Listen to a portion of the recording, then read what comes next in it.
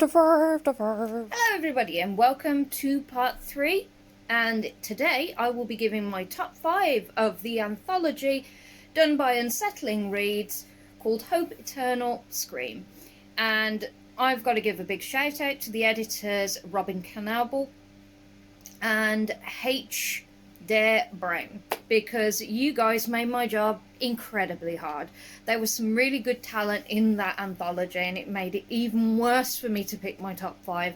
I wanted to go top 7, but I thought, yeah, the last anthology was 30 minutes long. I don't think I can torture you that much longer. So, without further ado, let's work into it. Screaming at the Moon by Elise Cullen. Now, this one was one that really did stick with me.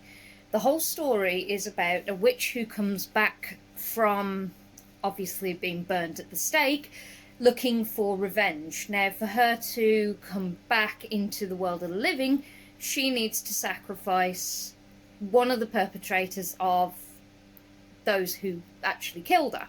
So she has to find her only living relative, who happens to be her granddaughter, who is a massive goth. So I sat there and went, oh, I'm liking this story already. It was funny, engaging, and obviously it stuck with me because of the humour as well as it. Also how the story progressed and how it changed towards the end also made me love this story even more. So, very well done, Elise. You did a very good job with that one. Now we move on to number 4. Number 4 is The Eternal Mr. Tremblay, which was done by Brian Smith. Now, I've got Brian Smith's, some of his work in my Kindle library at the moment, so after reading this, I was actually pretty excited to get into one of his full books. Now, this story follows a very solitary man with a good heart, and it's a fantasy one. That was the one thing I will point out that I loved about the anthology. It's not just horror. It's fantasy, science fiction, and horror, and how you were able to figure out which was which. They put these tiny little pictures in the corner, so you had a fairy for fantasy, a spada for horror, and a little, I think it's called an atom sign, and that was for science fiction. So I was able to go, oh, okay, this is a science fiction one. I'm looking forward to this. But no, going back to Brian's story, which was, honestly, I felt so sorry for the character, and you engage with him instantly. You like him, you want to follow on where he's going. You get the feeling that he's gone through so much trauma already, and instantly you go, okay, so what is it that makes Mr. Tremblay so interesting? The story takes you along his journey of the town, how he's revered and respected by everyone. So instantly you're engaged into wondering what happens next. Of course, he keeps smelling this strange smell when he's going through town, which instantly piqued my interest, because I was like, well, what's the sour off cheese smell mean? And it kept me going and going and going. And then towards the end, you start to understand what exactly Mr. Tremblay's powers are. It was a different take on fantasy to what I was used to. It was a nice use of modern day flow into fantasy rather than just, ooh, fairies, goblins. So that's why I liked it the most. Then we move on to number 3, A Murder of Screams, which was a horror. Now, Mark McCallum did a really great job with this one.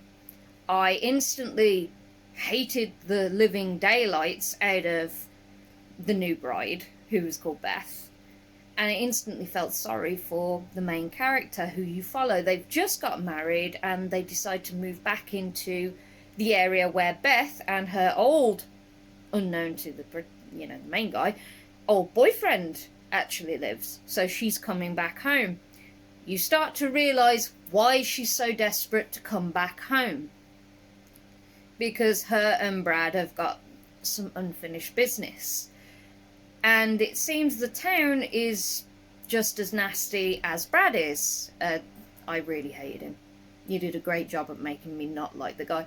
Everybody knows him. He's the certain guy that has a chip on his shoulder. He acts like a nice guy, but really he's a twat. Instantly, I want to know what's going on. I want to know if the main guy gets his own back.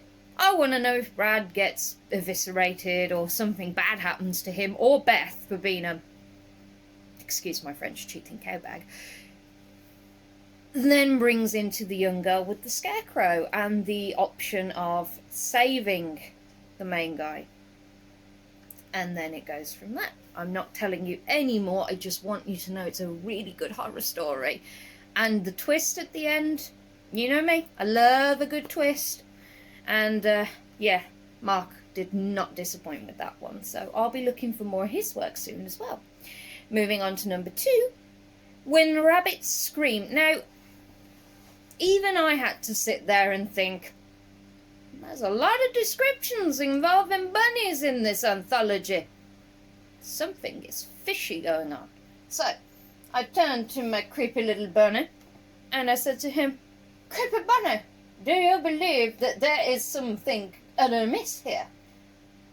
And Creepy Bunny didn't say anything, because Creepy Bunny is just a dopey looking rabbit that sits on my shelf. But I decided to investigate and see if there is any kind of merit to my thought pattern. Every single story as you're going along has some diddy reference to a rabbit, whether it's a description like it clawed at the floor and sounded like a rabbit. The one scene where in one of the stories it's described as the main queen monster being in his dream sequence as the Easter Bunny. It was getting a little bit too coincidental for me, and for me, I loved the little slip-ins as well. I love when anthologies do that, where they slip something in and they hope that the reader doesn't notice, but it makes you focus more on the stories as well, because it gives you more to think about. And it's very sneaky, I liked it. Now, When a Rabbit Screams by A.C. Grant was good. It was a fantasy story about a young girl who misses her very dearly departed bunny rabbit, and she decides to do an old class resurrection spell, which goes horribly wrong, as we all expect from a resurrection spell.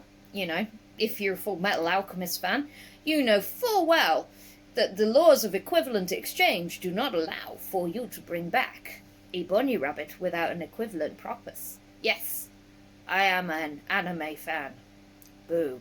Anyway, it then comes to the point where she does successfully bring back the rabbit, but in turn brings back great-grandma, the witch, who thinks she knows better than her own daughter, which then ensues with Chloe, the little girl, her mother, having this big-out brawl over her territory as a witch, because obviously dearly departed Granny thinks that she has some hold over her still, even though she's technically dead. So, yeah, it doesn't really belong to you anymore, Grandma. Push off.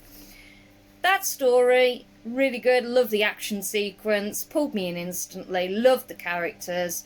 Very funny at points. I was sitting there like, oh, I like this. And it did stick in my head to the point where it stayed. Plus, it has a rabbit in it, and I like rabbits. And they describe the movement and the way the rabbit actually moved as well. The fact that they gave this little bit of almost personality to a undead bunny rabbit, it influenced me to kind of put it on my list, because, you know, it's awesome. And without further ado, we have number 1 in the hotspot, which is Hope Rekindled. Now, if any of you have been following me, you probably know that I am not a big, huge fan of dummies or ventriloquist stuff of any kind. Yeah. So, all the gibberies, that's why I don't like Dead Silence, although it is a good movie if you like your creepy dolls. Annabelle, Chucky, no, just no. So, you come across a little girl who goes into a house with her grandma. Obviously, she's there to look for her own benefit, but the little girl finds a massive cove of, dolls. And ends up coming across a ventriloquist dummy called Walter. Just no. Just no. Put it back on the shelf. Shut the door. It starts talking to you and going, hey, why so glum? You go, oh no, and you shut the door. But no, little girl takes dummy home. And then what happens? You end up feeling kind of sorry for little girl because, yeah, Robin did an amazing job. Obviously, I've mentioned her name before. She is one of the editors of Hope Eternal Scream. And Robin Canalball did an amazing job. She gave the personality to the dummy. She made me like the little girl. She made me feel sorry for the little girl being with her demented, screwed up nanny, who obviously is very sadistic. If you're going to make your little granddaughter go, "Hi, here's a chicken," chop its head off. No, but you start to kind of root for the little girl. You want her to get rid of Granny. You think Granny's a cow. So instantly, I love the story, the structure, the pull-in, the suspense. It isn't just kind of lobbed at you, here's a dummy. It's built in gently and slowly. So you end up kind of building up to the point where you want to know how Walter is going to become a real boy. If that is the case, whether he will be a real boy. What kind of approach is she going to take? Because we've had dummy stories in the past. We've had all these ventriloquist creepy stuff in the past with obviously Annabelle and stuff. So it was an interesting take. I loved it. It's one of my favourite ones in the anthology. And that's saying something because there was a lot of favourites in there. There was a poetry set that I absolutely adored. And it kind of killed me that I couldn't include that in my top 5. But Walter really did stick with me. And then I found out Walter was real when I started following Robin's Instagram. And now I'm petrified of Robin. So either way, Walter would have ended up on the scales of my top 5 regardless, because I'm still very, very, very frightened that maybe he'll be sitting at the end of my bed one of the nights. Thank you, Robin, for the nightmares. I really appreciated it. No, I didn't. I don't like nightmares. But I have to give some special mentions, obviously, to the ones that I did like. Just a quickie. So, Hope and Shelves by Karen was really good as well. It also made me question pensions a little bit, if you're willing to run off with a creepy guy that spends most of his time in a library. Hope of the Future. That one was an interesting science fiction one and a different look at religion and a whole new level. I really did enjoy that one. To be honest, I sat there and I was like, yeah, it's definitely something where you question your morality about the situation. Even if you're not somebody that's religious, what would you do if you were in the position where you did find the bones of Jesus? How would you approach it? It's a moral conflict that I enjoyed reading. High Hopes for Hassan Puffer was another good one. I really enjoyed that.